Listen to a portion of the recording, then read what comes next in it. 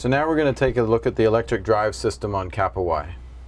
This is the system controller. It's a Gen 4 controller made by Sevcon, a leading controller manufacturer.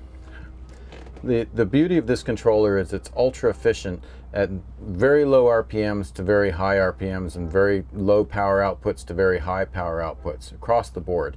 It takes DC battery electricity and converts it into three-phase AC electricity for the electric motor. This is the electric motor.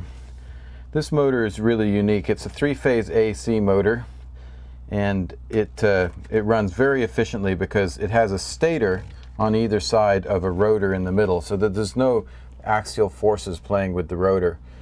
It runs very cool.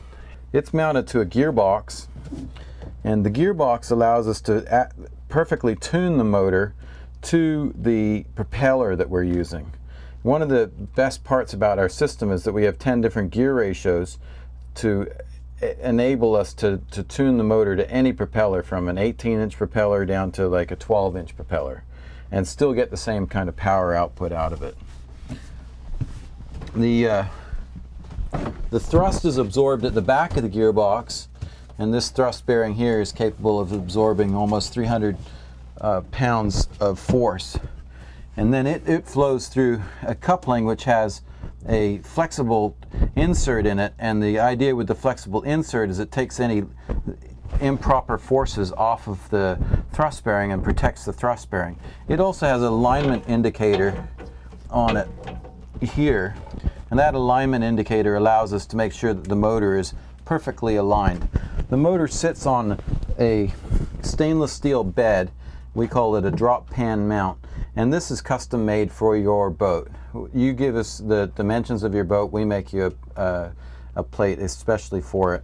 It's leveled out because it's on 4 different motor mounts here, and that enables us to have perfect alignment with the propeller shaft down here. Over here we have one of 10 batteries on this boat. It's a AGM battery, which stands for Absorb Glass Mat. The electrolyte is contained within, so it can't spill and it can't vent out any kind of explosive vapors, which a flooded battery can do. It's really important that these batteries are mounted properly. As you can see on this, the battery is tied down with 3 straps. That enables the battery so it can't move along with the boat's movement, and the battery starts acting like ballast. If the battery moves, it doesn't act quite as well as ballast, and it becomes dangerous.